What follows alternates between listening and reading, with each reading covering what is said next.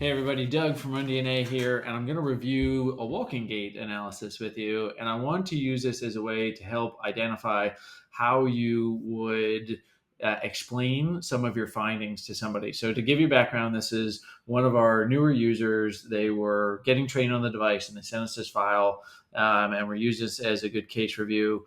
This person had had a left hip surgery recently, but they had a traumatic brain injury as well and some post-concussive symptoms. So what we're just kind of looking at, we're going to look at the walking kind of from all around here, walking analysis here, and I just want to relate it back to how I would review this with this person from that findings, and I'll give you a little idea of what we would do as well from a intervention perspective.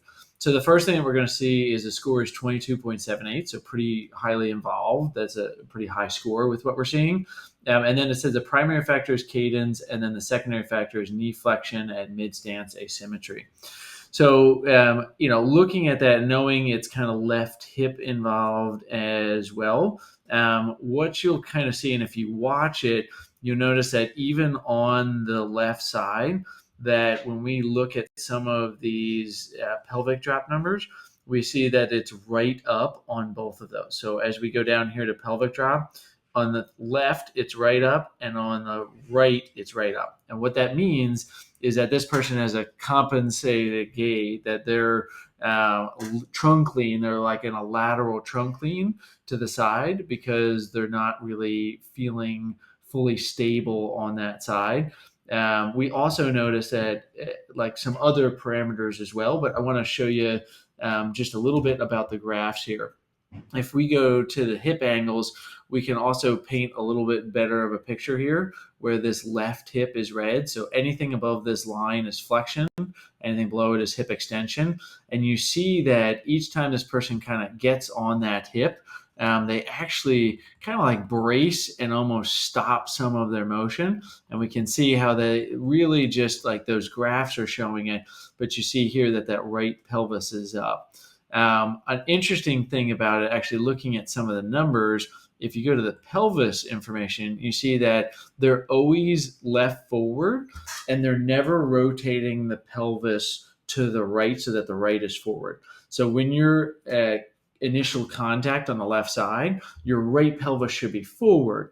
Now, what could be contributing to this, and if I had a little bit more information about mobility and things here, but somebody that's post-op left hip, we're going to see that they might be avoiding internal rotation of the left side. So if they stay back a bit and if they're never really rotating that right pelvis forward, they're never really putting that left hip into internal rotation. So we're seeing that that person is probably avoiding some of that, and their right pelvis is rotated back in that position here. So I would maybe explain a little bit of that to them, depending on how technical they were. But I would also really focus on some of the numbers from the primary and secondary factor. Most certainly, I would talk about the 77 steps per minute. We know that some of the literature shows that there is a 100 step per minute kind of threshold, that once you're 100 steps per minute or higher, you have a 21% reduced risk of mortality issues. So that's directly from our certified walking gait analyst course. That's a great way to show that this person really is at health risk and wellness risk. We're seeing that the gait is pretty slow. We're seeing that they're at 1.6 miles per hour. We're also seeing that they're at 77 steps per minute. So when I'm really explaining this to the patient, I'm going to probably lean in on that and just say, hey, we really need to focus on just getting your walking speed a little faster. I can definitely realize that you're avoiding some things with your hip, and that the hip is having some issues because you're continuing to lean to that side. So I'd probably say, I want you to do some metronome gait retraining, even if it's at the same speed. But thinking about walking tall and having a good upright posture is where I would start at with this, to be able to say, let's just focus on there and see if we can get a little shorter, quicker steps, because they're on the ground for a long time, and that's going to be trouble with that. But if they ask me, hey, how does this relate to my back pain? Can you see?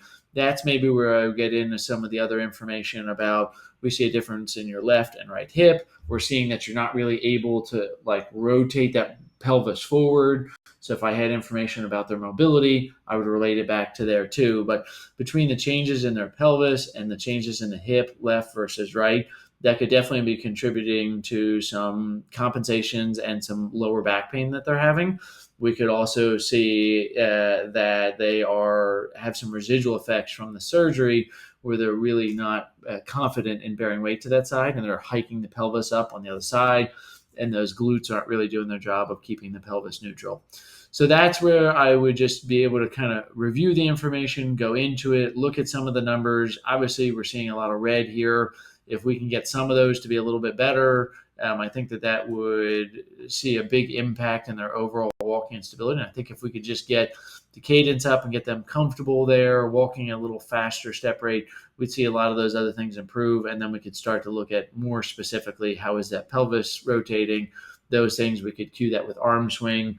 But I'd probably just start with a little metronome, seeing if I could see a 10% increase, get it to 85, 90, and see if we can improve that. And that would make a big difference in them. So I hope this is helpful, just to be able to see how I would look at somebody that's pretty involved and relate that back to their impairments.